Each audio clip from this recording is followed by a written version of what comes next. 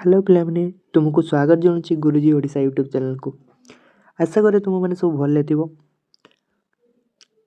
आउ जो मैंने आम चैनल को प्रथम कर आसने चैनल सब्सक्राइब बटन गोटे देखा जाऊ दबाई देवाला और बेल आइकन को प्रेस कर देवाला।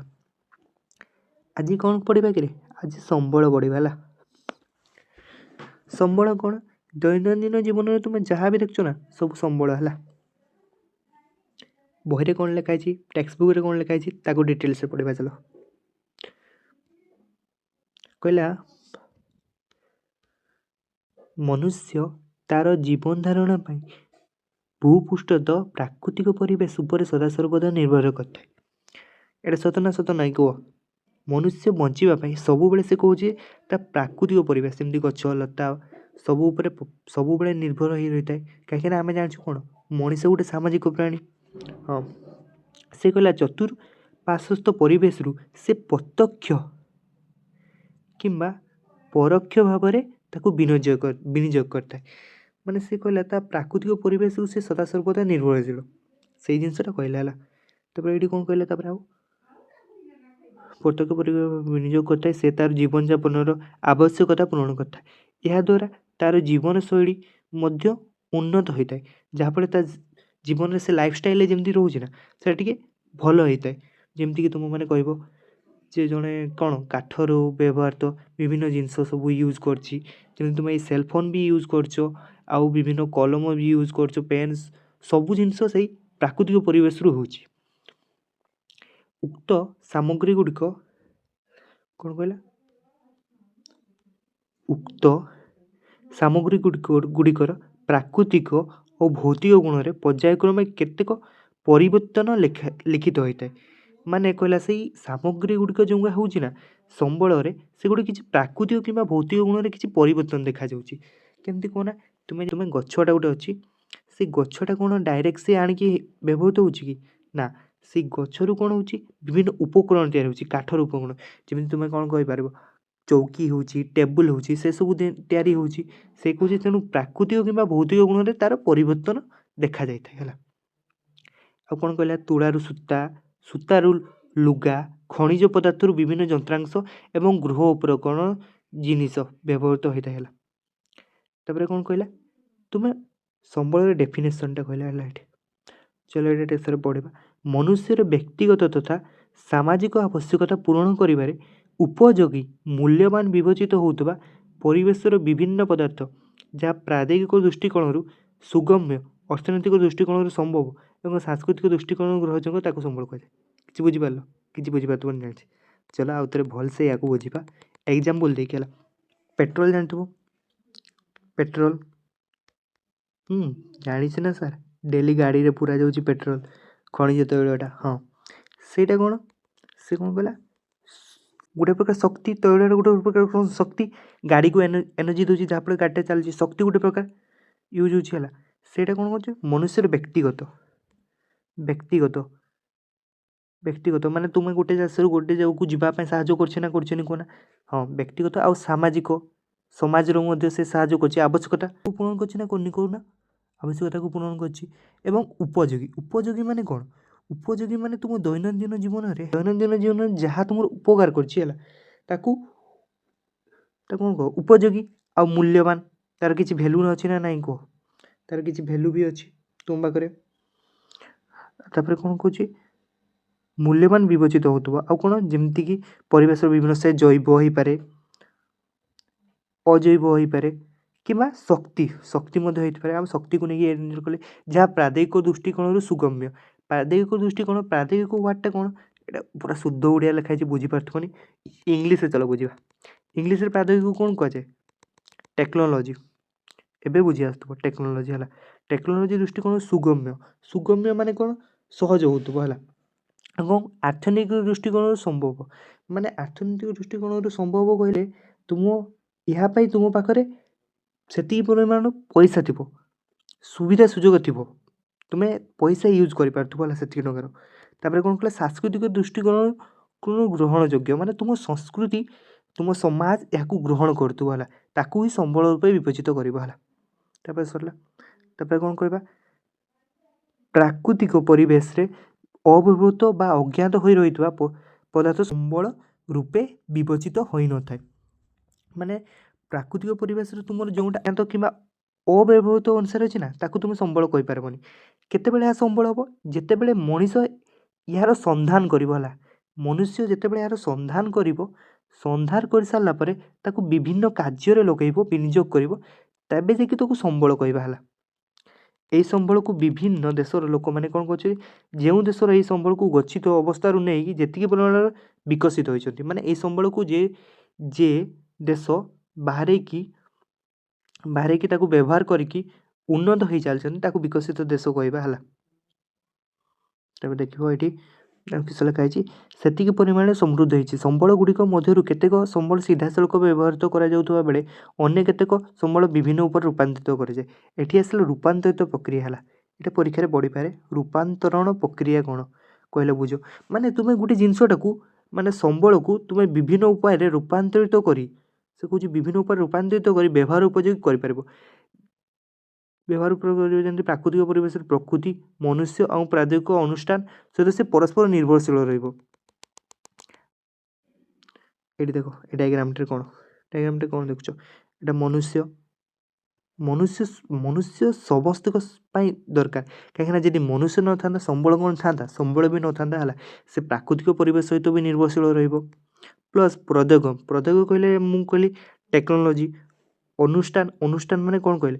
ଅନୁଷ୍ଠାନ ମାନେ ତୁମର ସେଇ ବିଭିନ୍ନ ଶିଳ୍ପାନୁଷ୍ଠାନ ଗୁଡ଼ା ହେଲା, ତା ସହିତ ନିର୍ଭରଶୀଳ ରହିବ ହେଲା। ତାପରେ ଆଉ କ'ଣ କହିଲା, ଅନେକ ଭାବନ୍ତି ଯେ ସମ୍ବଳ ହେଉଛି ପ୍ରକୃତିର ଏକ ମୁକ୍ତ ଦାନ। ସମସ୍ତେ ଭାବନ୍ତି ପ୍ରକୃତି ହିଁ ସମ୍ବଳକୁ ଗଢ଼ି ଦେଇଛି। ନା, ପ୍ରକୃତି ସମ୍ବଳକୁ ଗଢ଼ି ନାହିଁ। ସମ୍ବଳକୁ ଗଢ଼ିଛି ଯେ, କିନ୍ତୁ ସବୁ ସମ୍ବଳକୁ ନୁହେଁ। କିଛି ସମ୍ବଳକୁ ଆମେ ଯେମିତି କାଗଜଟା ତୁମେ କହୁଛ, କାଗଜଟା କେଉଁଠୁ ଆସିଛି? ବାଉଁଶରୁ ଆସିଛି। ବାଉଁଶକୁ ତାପରେ କିସ ମନୁଷ୍ୟ ଦରକାର ହେଉଛି, ସେଥିପାଇଁ ମନୁଷ୍ୟ ଆଉ ବିଭିନ୍ନ ଟେକ୍ନୋଲୋଜି ଦରକାର ହେଉଛି, ପୁଣି ଶିଳ୍ପାନୁଷ୍ଠାନ ଏହା ହେଉଛି। ପ୍ରକୃତିର ମୁକ୍ତଦାନ ନାହିଁ ହେଲା। ସମ୍ବଳ ହେଉଛି ମାନବୀୟ, ଏଠି ଦେଖ ଏଠି ଲେଖା ଆସି ହେଲା, ସମ୍ବଳ ହେଉଛି ମାନବୀୟ କାର୍ଯ୍ୟକଳାପର କ୍ରିୟାତ୍ମକ ବସ୍ତୁ। ମାନେ ମନୁଷ୍ୟ ହିଁ ତାକୁ କ୍ରିଏଟ୍ କରୁଛି ହେଲା ସମ୍ବଳକୁ। ତେଣୁ ଆକୁ ପଡ଼ିବ ଯେ ମନୁଷ୍ୟ ହିଁ ନିଜେ ହିଁ ଗୋଟେ ସମ୍ବଳ ହେଲା।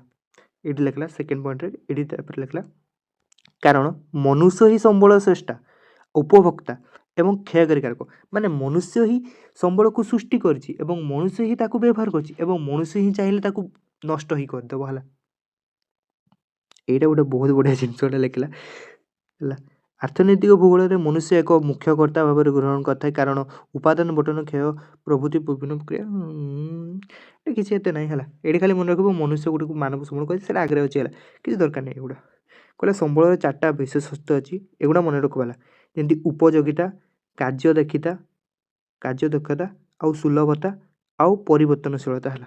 ଓଡ଼ିଆ ୱାର୍ଡ଼ କିଛି ବୁଝିବୁନି, ଇଂଲିଶ ୱାର୍ଡ଼ ଗୁଡ଼ା ଦେଖ ହେଲା। କ'ଣ? ୟୁଟିଲିଟି ମାନେ ତୁମେ ୟୁଟିଲାଇଜ୍ ତାକୁ କେମିତି କରୁଛ ନା। ଫଙ୍କସନାଲିଟି ମାନେ ତା'ର କାମ କେତେ, କାର୍ଯ୍ୟଦକ୍ଷତା କେତେ। ସୁଲଭତା ମାନେ ଆଭେଲେବିଲିଟି ମାନେ ସେଇଟା କେତେ ପରିମାଣ ତୁମର ଏରିଆରେ ତୁମର ଆଭେଲେବୁଲ୍ ଅଛି ହେଲା। ଆଉ ଚେଞ୍ଜେବିଲିଟି ମାନେ କ'ଣ? କେତେବେଳେ ଚେଞ୍ଜ ହେଇପାରିବ ହେଲା। ସରିଲା ଏଇଟା। ଚିନ୍ତା କରନି, ଆର ହ୍ୟାଣ୍ଡ ରିଟେନ୍ ନୋଟ୍ସ ଆସିବ। ହ୍ୟାଣ୍ଡ ରିଟେନ୍ ନୋଟ୍ ଆସିଲେ ପୁରା ଡାଉଟ୍ କ୍ଲିୟର, ପୁରା ଚାପ୍ଟରଟା 2-3 ଥର ପୁରା କ୍ଲିୟର ହେବ ହେଲା। ପୁରା ଚିନ୍ତା ନାହିଁ। ଶୁଣ, ପ୍ରକୃତି ଅନୁସାରେ ସମ୍ବଳକୁ 3 ଭାଗରେ ବିଭକ୍ତ କରାଯାଏ ହେଲା। 3 ଭାଗରେ କ'ଣ? ପ୍ରାକୃତିକ ସମ୍ବଳ, ସାଂସ୍କୃତିକ ସମ୍ବଳ ଆଉ ମାନବ ସମ୍ବଳ। ଚलो ପଢ଼ିବା। ପ୍ରଥମେ ଦେଖିବା କ'ଣ? ପ୍ରାକୃତିକ ସମ୍ବଳ ହେଲା। ପ୍ରାକୃତିକ ସମ୍ବଳ ପ୍ରକୃତିର ଥିବା ଯେଉଁ ପଦାର୍ଥ ଓ ଶକ୍ତି ଦ୍ୱାରା ମନୁଷ୍ୟ ପ୍ରତ୍ୟକ୍ଷ ବା ପରୋକ୍ଷ ଭାବେ ଉପକୃତ ହୋଇଥାଏ, ସେଗୁଡ଼ିକୁ ପ୍ରାକୃତିକ ସମ୍ବଳ କୁହାଯାଏ। ମାନେ ପ୍ରକୃତିରେ ଯେଉଁ ଜିନିଷଟା ଉପଲବ୍ଧ ଥିବ, ଯାହାକୁ ପ୍ରତ୍ୟକ୍ଷ ବା ପରୋକ୍ଷ ଭାବରେ ମନୁଷ୍ୟ ବ୍ୟବହାର କରିଥାଏ, ତାକୁ କୁହାଯିବ ପ୍ରାକୃତିକ ସମ୍ବଳ। ଯେମିତି ଭୂମି, ତ ମାଟି, ବିଭିନ୍ନ ମାଟିରେ ଜିନିଷ ତିଆରି ହେଉଛି, ସେ ମୃତ୍ତିକା ଆଉ ଅରଣ୍ୟ, ଆଉ କ'ଣ ବନ୍ୟପ୍ରାଣୀ, ଆଉ କ'ଣ ଜଳ ଆଉ ବାୟୁ ଏବଂ ଖଣିଜ ପଦାର୍ଥ ଏବଂ ଶକ୍ତି ହେଲା। ତାପରେ କ'ଣ ହେଲା? ସାଂସ୍କୃତିକ ସମ୍ବଳ ହେଲା। ସାଂସ୍କୃତିକ ସମ୍ବଳ କ'ଣ?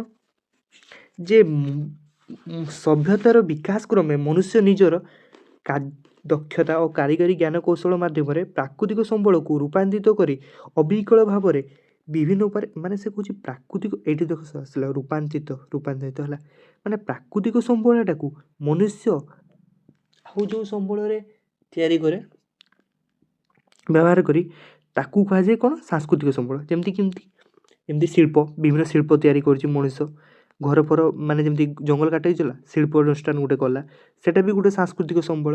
ଆଉ କ'ଣ ତୁମର ସ୍ୱାସ୍ଥ୍ୟ କ୍ଷେତ୍ରରେ ଡାକ୍ତରଖାନା ହେଲା ସେଗୁଡ଼ା ବି ସାଂସ୍କୃତିକ ସମ୍ବଳରେ ଯିବ ଯେଉଁଟା ଆମ ସମାଜରେ ବିଭିନ୍ନ ହିତ ସାଧନ କରୁଛି।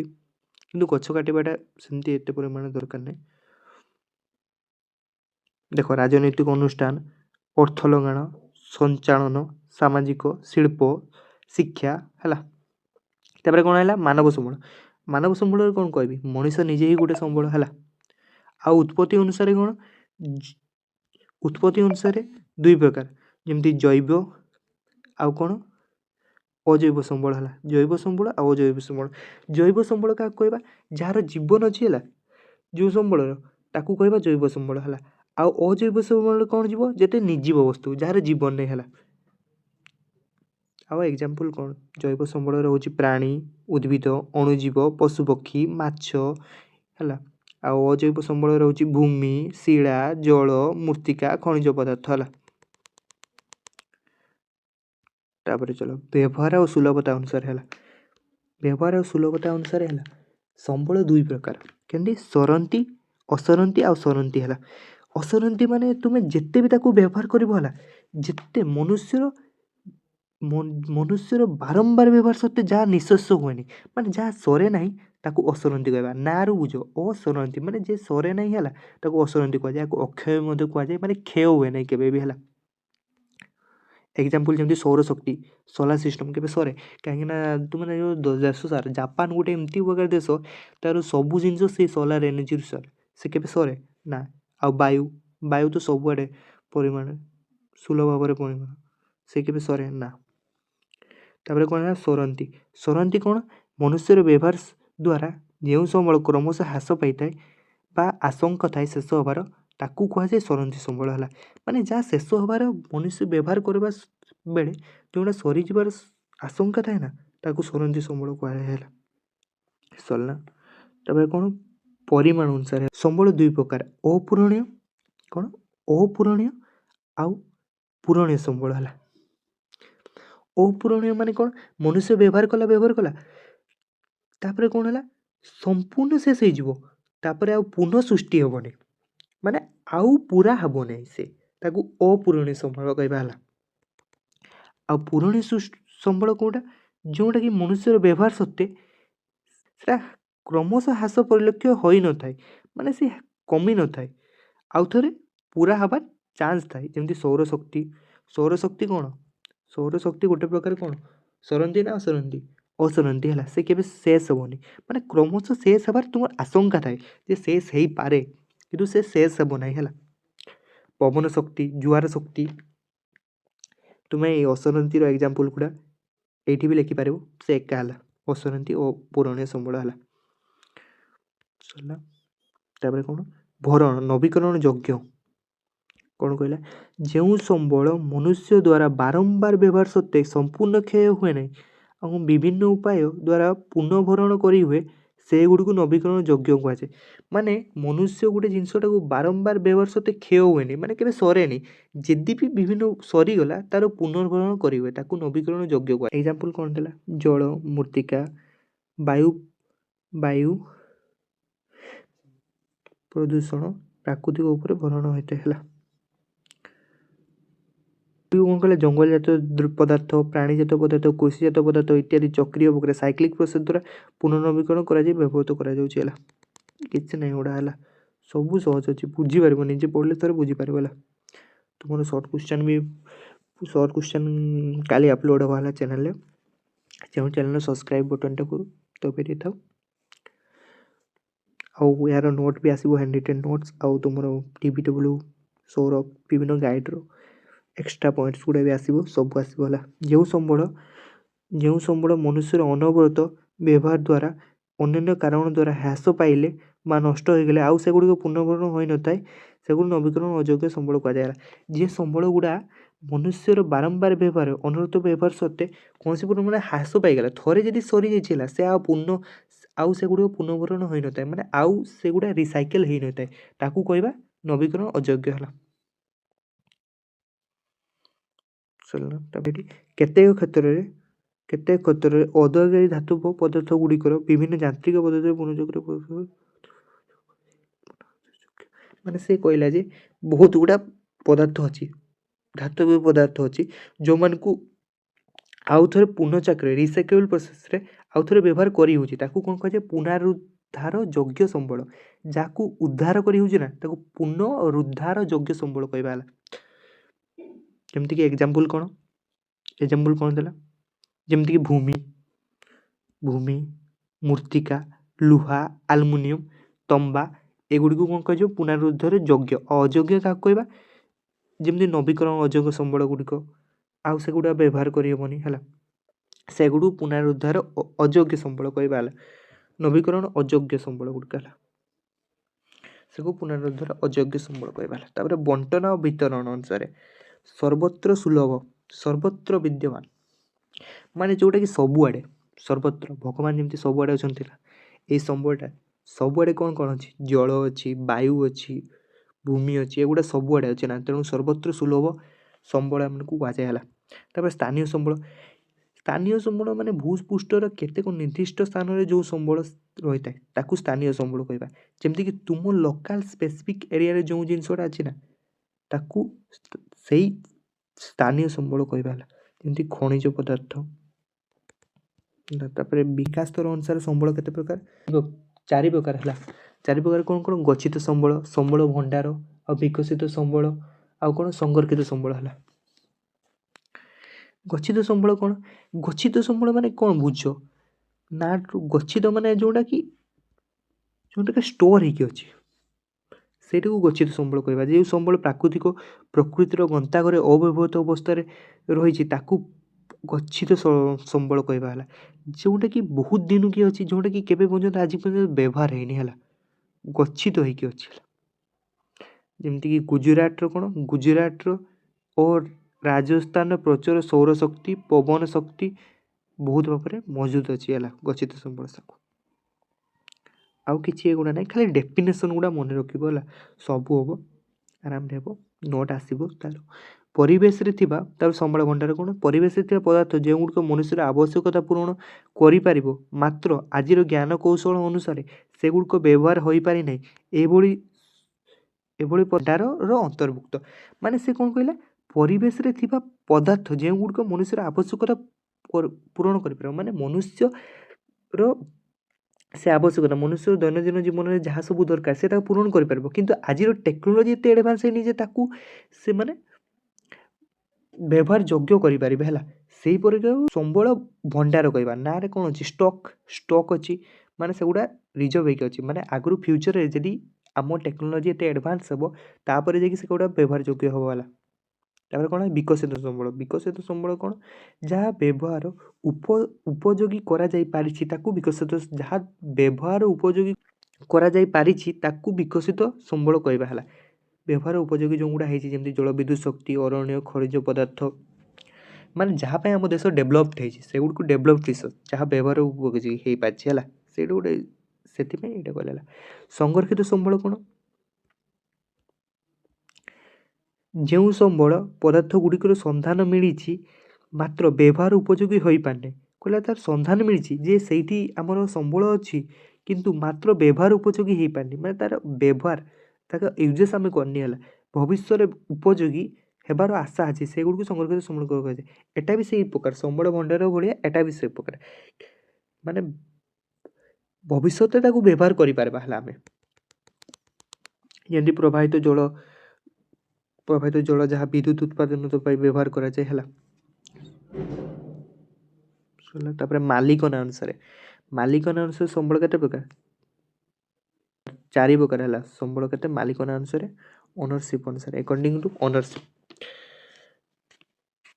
ମାଲିକାନା ଅନୁସାରେ ସମ୍ବଳ କେତେ, 4 ପ୍ରକାର। କ'ଣ କ'ଣ, ବ୍ୟକ୍ତିଗତ ସମ୍ବଳ, ଗୋଷ୍ଠୀଗତ ସମ୍ବଳ, ଜାତୀୟ ସମ୍ବଳ ଏବଂ ଆନ୍ତର୍ଜାତିକ ସମ୍ବଳ ହେଲା। ବ୍ୟକ୍ତିଗତ ସମ୍ବଳ କ'ଣ ଦେଖିବା, ବ୍ୟକ୍ତିଗତ ସମ୍ବଳ କହିଲା ଯେଉଁ ସମ୍ବଳ ନିଜସ୍ୱ ଅଧିକାରରେ ରହିଛି ତାକୁ ବ୍ୟକ୍ତିଗତ ସମ୍ବଳ କହିବା। ଯେଉଁଟା ତୁମମାନେ ନିଜେ ନିଜେ ଗୋଟେ ବ୍ୟକ୍ତିର ମାନେ ତାର ସମ୍ପୂର୍ଣ୍ଣ ଅଧିକାର ଯେଉଁ ଜିନିଷଟାରେ ଅଛି ହେଲା ତାକୁ କହିବା ବ୍ୟକ୍ତିଗତ ସମ୍ବଳ। ଯେମିତିକି ତୁମେ ଏଇନା କହିପାରିବ ତୁମର ଖାତାଟା ସେଇଟା ତୁମର ବ୍ୟକ୍ତିଗତ ସମ୍ବଳ ହେବ କେନେ କୁହନା ସେଇଟା ତୁମର ନିଜସ୍ୱ ଅଧିକାର ଅଛି ଯେ କହିବ ଏଇଟା ମୋ ଖାତାଟା ସେମିତି ହେଲା। କେମିତି ଚାଷ ଭୂମି ଜଣକାର ଜମି ସେ କହିପାରିବ ଗୃହ ତା ଘରଟା କହିପାରିବ ରୋପଣ କୃଷି ଭୂମି ପୁଷ୍କରଣୀ କହିଲେ ପୋଖରୀ ଆଉ କୂପ ସେଗୁଡ଼ିକୁ କହିବ ବ୍ୟକ୍ତିଗତ ସମ୍ବଳ କାହିଁକିନା ତାର ନିଜସ୍ୱ ଅଧିକାର ଜଣକାର ଅଛି ହେଲା। ଆଉ ଗୋଷ୍ଠୀଗତ ସମ୍ବଳ କ'ଣ? ଗୋଷ୍ଠୀଗତ ସମ୍ବଳ ମାନେ ଯେ କୌଣସି ଗୋଷ୍ଠୀର ସମ୍ପୂର୍ଣ୍ଣ ବ୍ୟକ୍ତିର ସମୂହ ମାଲିକାନାରେ ଥିବା ସ୍ଥାବର ଅବସ୍ଥାବର ଗୋଷ୍ଠୀଗତ ସମ୍ବଳ କୁହାଯାଏ। ମାନେ ତୁମର ଗୋଷ୍ଠୀ ମାନେ ପୁରା ପୁରା ସମସ୍ତଙ୍କର ଅଧିକାର ଥିବ। ତୁମମାନେ ଧର ଗୋଟେ ଗାଁଟା ଅଛି ଗୋଟେ ଗାଁର ଗୋଟେ ପୋଖରୀଟା ଅଛି ପୋଖରୀଟା ଯଦି ଅଛି ସେ ପୋଖରୀଟା କ'ଣ ସମସ୍ତଙ୍କର ଅଧିକାର ଅଛି ସେଇଟା କ'ଣ ଗୋଷ୍ଠୀଗତ ସମ୍ବଳରେ ଯିବ ହେଲା। ଗୋଷ୍ଠୀଗତ ସମ୍ବଳରେ ସେଇଟା ଯିବ ହେଲା। ଯେମିତି ଆମର ଦେଖିପାରିବ କ'ଣ ଗୋଚର ଭୂମି ଶ୍ମଶାନ ଗୁଡ଼ା ଥାଏ ଗାଁରେ। କୂପ ମାନେ କହିଲେ ଆମର କ'ଣ ପାଣି ଆଣିବା ପାଇଁ ଯେଉଁ କୂଅ ଥାଏ କୂଅ ଗୁଡ଼ା ହେଲା। ପ୍ରମୋଦ ଉଦ୍ୟାନ ମାନେ ସେ ଗାର୍ଡ଼େନ୍ ଫାର୍ଡ଼େନ୍ ହେଲା।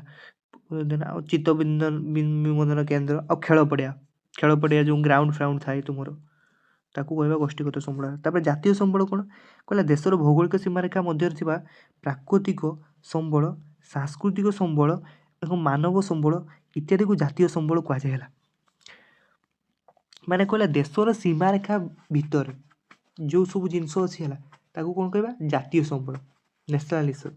ଆମ ଦେଶର ସୀମାରେଖା ଗୋଟେ ଥିବ ଏଇଟା ଯେ ବର୍ଡ଼ର ଗୋଟେ ଥିବ ସେଇ ବର୍ଡ଼ର ଭିତରେ ଯେତିକି ଜିନିଷ ଗୁଡ଼ା ଥିବ ହେଲା ଯେତିକି ପ୍ରାକୃତିକ ସମ୍ବଳ ହେଉ କିମ୍ବା ସାଂସ୍କୃତିକ ସମ୍ବଳ ହେଉ ମାନବ ସମ୍ବଳ ସେଇ ତିନିଟା ସମ୍ବଳକୁ ମିଶେଇକି ଆମେ କ'ଣ କହିବା ଜାତୀୟ ସମ୍ବଳ କହିବା। ତିନିଟା ସମ୍ବଳ କେଉଁ ଅନୁସାରେ ଡିଭାଇଡ଼ କରାଯାଇଥିଲା? ହଁ ପ୍ରକୃତି ଅନୁସାରେ ପୁରା ତିନିଟା ଜିନିଷକୁ କେ ଅନୁସାରେ ପ୍ରକୃତି ଅନୁସାରେ ତିନି ପ୍ରକାର ପୁରା ଡିଭାଇଡ଼ କରାଯାଇଥିଲା ହେଲା। ତାକୁ କହିବା ଜାତୀୟ ସମ୍ବଳ ହେଲା। ଆମର ସେଟା କ'ଣ ଥିବ ଭୌଗୋଳିକ ସୀମାରେଖା ମଧ୍ୟରେ ଥିବ ହେଲା। ସରିଲା। ତାପରେ କ'ଣ ଯେମିତିକି ଆମର କ'ଣ କହିବା କୁହନା ଯେମିତି କହିବା ଆମେ କ'ଣ ରାସ୍ତାଘାଟ କେନାଲ ରେଳପଥ ଖଣିଜ ପଦାର୍ଥ ଜଳ ଅରଣ୍ୟ ହେଲା ବନ୍ୟପ୍ରାଣୀ ଇତ୍ୟାଦି ହେଲା। କହିଲା କ'ଣ ଉପକୂଳରୁ ସମୁଦ୍ର ଆଡ଼କୁ ପ୍ରାୟ 12 ନଟିକାଲ ମାଇଲ ପ୍ରାୟ କେତେ କ'ଣ 22.2 କିଲୋମିଟର ପର୍ଯ୍ୟନ୍ତ ଯେତିକି ସମ୍ବଳ ଅନ୍ତର୍ଭୁକ୍ତ ହେଲା ଦୂରତାରେ ଯେତିକି ଭାଗ 16 ଭାଗ ଏହି ସମ୍ବଳର ଅନ୍ତର୍ଗତ।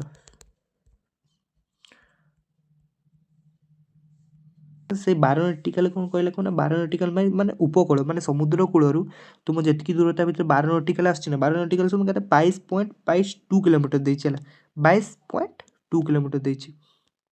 ଏତିକି କିଲୋମିଟର ଯେତିକି ଅଛି ସେଗୁଡ଼ିକୁ କହିବା ଆମର ଜାତୀୟ ସମ୍ବଳ ହେଲା। ତାପରେ ଆନ୍ତର୍ଜାତିକ ସମ୍ବଳ କ'ଣ ଆନ୍ତର୍ଜାତିକ ସମ୍ବଳ କ'ଣ ଯେଉଁ ସମ୍ବଳ ଆନ୍ତର୍ଜାତିକ ଅନୁଷ୍ଠାନ ଦ୍ୱାରା ପରିଚାଳିତ ହୋଇଥାଏ ଆନ୍ତର୍ଜାତିକ ଅନୁଷ୍ଠାନ ଦ୍ୱାରା ପରିଚାଳିତ ହୋଇଥାଏ ତାକୁ ଆନ୍ତର୍ଜାତିକ ସମ୍ବଳ କୁହାଯାଏ।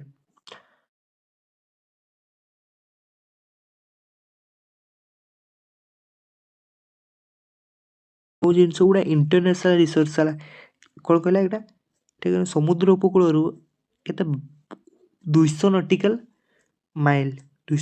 ମାଇଲ ଦୂରରେ ଥିବ ହେଲା। ସେଟା ଆଉଟା କେତେ କହିଥିଲା କ'ଣ 12 ନଟିକାଲ ଆଉଟା କେତେ ହଁ 12 ନଟିକାଲ କହିଥିଲା ଆଉଟା 12 ନଟିକାଲ କହିଥିଲା କେଉଁଟା ସେଟା ଜାତୀୟ ସମ୍ବଳଟା ଆଉ ଆନ୍ତର୍ଜାତିକଟା କେତେ 200 ନଟିକାଲ ହେଲା। ଏହାପରେ କ'ଣ କହିଥିଲା ତାପରେ ଏଇଟା ଯେ 200 ନଟିକାଲ ସମାନ କେତେ 370 କିଲୋମିଟର ହେଲା। ଏହା ଉପରେ ଆନ୍ତର୍ଜାତିକ ଅନୁଷ୍ଠାନ ବିଶ୍ୱ ଜାତିସଂଘ ଉପରେ କର୍ତ୍ତୃତ୍ୱ ରହିଥାଏ ହେଲା। ଏହାର ବିନା ଅନୁମତିରେ କୌଣସି ଦେଶ କୌଣସି ପ୍ରକାର ଅଧିକାର ସାବ୍ୟସ୍ତ କରିପାରିବନି। ମାନେ କହିଲା ସବୁର ଲିଡର କିଏ ବିଶ୍ୱ ଜାତିସଂଘ ହେଲା। ଆନ୍ତର୍ଜାତିକ ସମ୍ବଳ ଯେତିକି ଅଛି ନା ତା ଉପରେ ସବୁଠୁ ଲିଡର ହେଉଛି ବିଶ୍ୱ ଜାତିସଂଘ ହେଲା। ଆଶା କରେ ଭିଡ଼ିଓଟି ତୁମକୁ ବହୁତ ତୁମକୁ ଏମିତି ଲାଗିଛି ତ ମୁଁ କହିପାରିବିନି। ଆଶା କରେ ଭଲ ଲାଗିଥାଇପାରେ ହେଲା। ଆମ ଚ୍ୟାନେଲ୍ ସହିତ ଯୋଡ଼ି ହେବା ପାଇଁ ଚ୍ୟାନେଲକୁ ସବସ୍କ୍ରାଇବ୍ କରିଦିଅ। ଆଉ ଏ ଚ୍ୟାନେଲର ତୁମେ ଆଗକୁ ବହୁତ ଜିନିଷ ପାଇବାକୁ ପାଇବ ହେଲା। MCQ ଆମେ ବହୁତ ଡିସ୍କସନ୍ ହେବ ଆମ ଚ୍ୟାନେଲରେ। ଆଉ ତୁମ ସାଙ୍ଗସାଥିମାନଙ୍କ ସହିତ ଛାଡ଼ ଏହାକୁ ସବସ୍କ୍ରାଇବ୍ କର ଚ୍ୟାନେଲଟାକୁ ହେଲା। ସବସ୍କ୍ରାଇବ୍ କରିବାକୁ କେହି କରୁନାହାନ୍ତି ସବସ୍କ୍ରାଇବ୍ କରିବାକୁ ସମସ୍ତେ ଭୁଲି ଯାଉଛନ୍ତି ଯାହାଫଳରେ ଲେଟେଷ୍ଟ ଭିଡ଼ିଓ ତୁମେମାନେ ପାଇବନି ପଛେ ହଇରାଣ ହେବ ହେଲା। ତେଣୁ ଚ୍ୟାନେଲକୁ ସବସ୍କ୍ରାଇବ୍ କରିଦିଅ। Thank you. ଜୟ ଜଗନ୍ନାଥ। ବନ୍ଦେ ମାତରମ୍। Hold me close till I get up.